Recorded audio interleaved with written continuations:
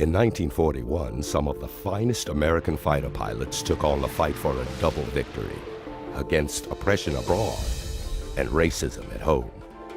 They called themselves Red Tails. It was my duty and responsibility, my father did and my grandfather did, that the country's in trouble, you do what you have to do. We're as patriotic as anybody else. We wanted our chance to prove that we could do something.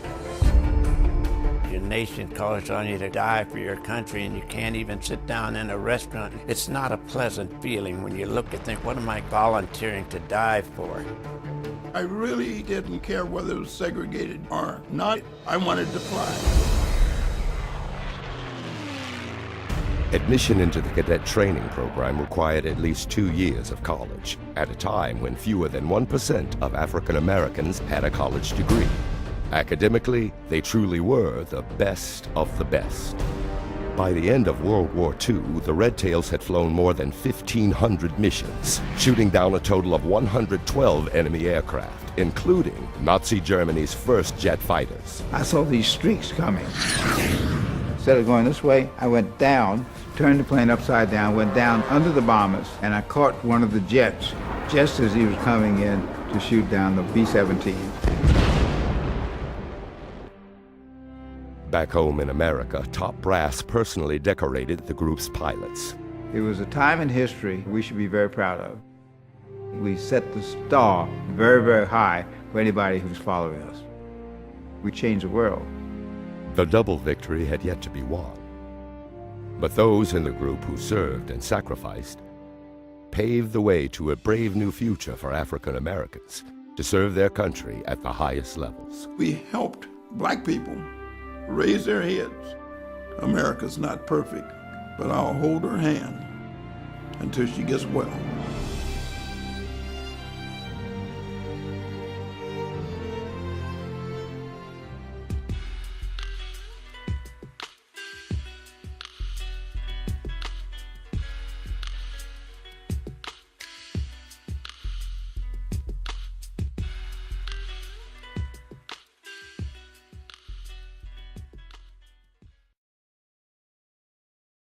Well, I'm Tommy Lamb, the president of the San Bruce chapter. And I'm Thomas Gray. I'm the correspondence secretary for the San Bruce chapter. It's named after Sam Bruce, Garfield graduate football player, track, field. And he wanted to go to the University of Washington, but because he was black, he wasn't accepted. So he went south to Southern University, and he stayed there for a year. Then he heard about a program at North Carolina that he would like to get into. And while he was attending North Carolina, he heard about the Tuskegee experiment.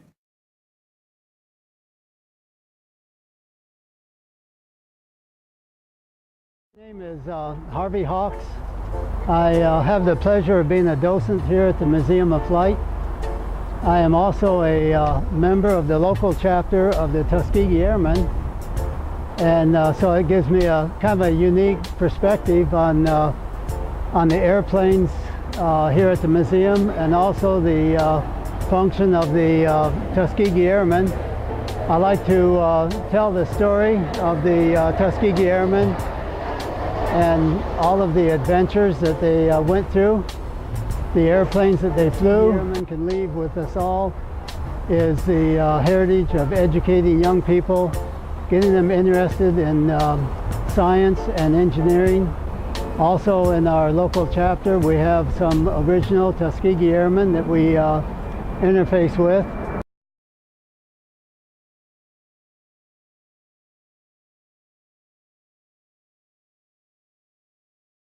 Well, my name is Everett P Drummond Jr.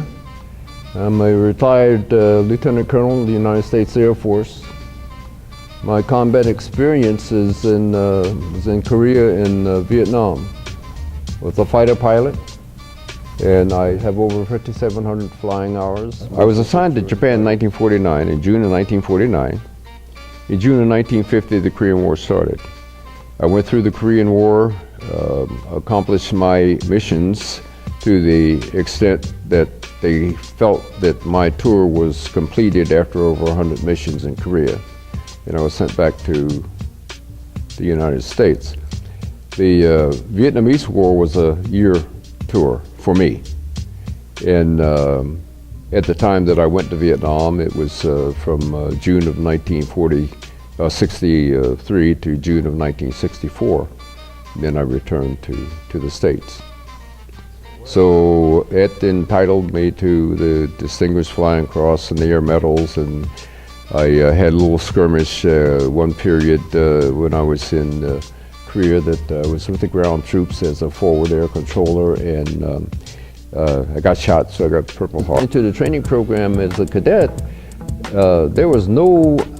I had no inkling of a thought that I was not going to be successful in learning how to fly. Regardless of the circumstances I was in, environmentally, being in a segregationist area, being in a segregationist country at that time, those things weren't things that were on my mind. I was trying to learn how to fly, and I was going to succeed. When the Tuskegee Airmen came home, they were greeted by signs that read, "Colored this way and whites this way," and were brought back to the overwhelming reality of segregation in society.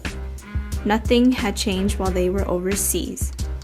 However, on July 26, 1948, 3 years after the war ended, President Truman signed an executive order to desegregate all U.S. armed forces. Truman's executive order would be an expansion of Roosevelt's Executive Order 8802, enacted in 1941 at the start of World War II to end discrimination in the defense industries. Under the new Executive Order 9981, President Truman sought for equality of treatment and opportunity for all persons in the armed services without regard to race, color, religion, or national origin. For the Tuskegee Airmen, they had finally obtained their double victory at last. Following Truman's actions, in 1954, President Eisenhower signed Executive Order 10730 to desegregate all U.S. public schools, which sparked the beginning of the Civil Rights Movement.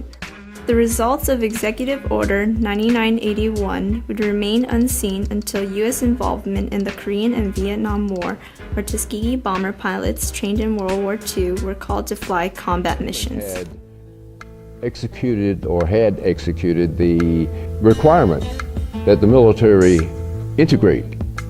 So one of the results of that integration was my being sent to Misawa, Japan.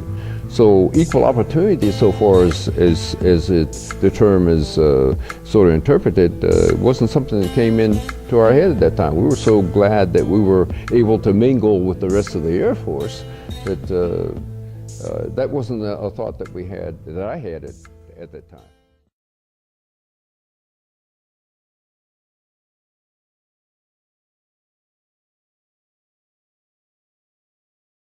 Well, I felt it helped me, and when I came to work for Boeing, the fact that I was able to get a job in an area where there were very few blacks at the time. There were other engineers at Boeing, but there were none in flight test when I joined.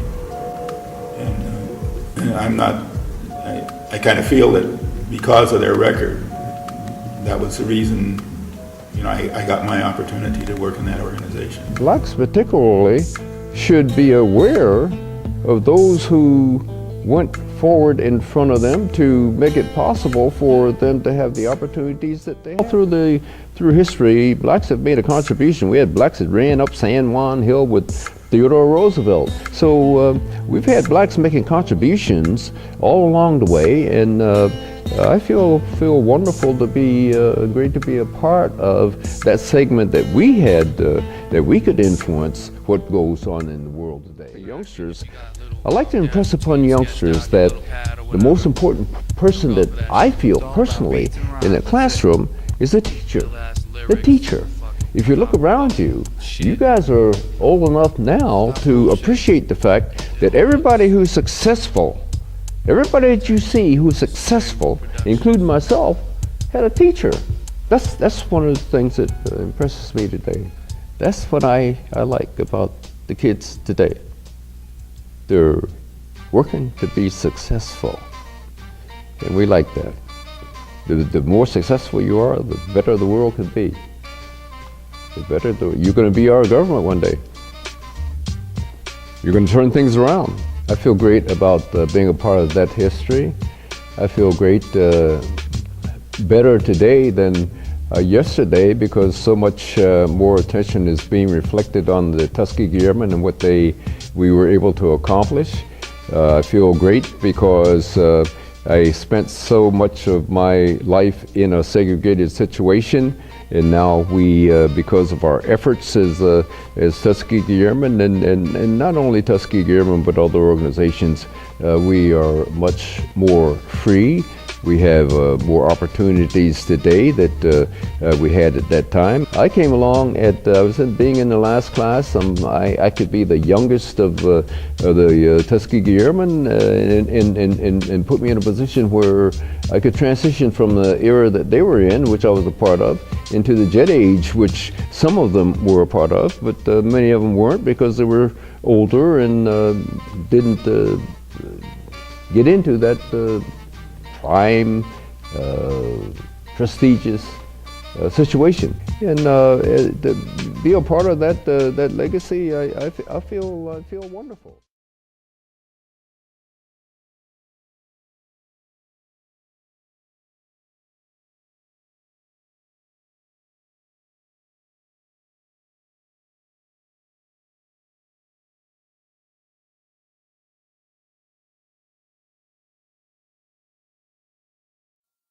En, två, tre, fyra.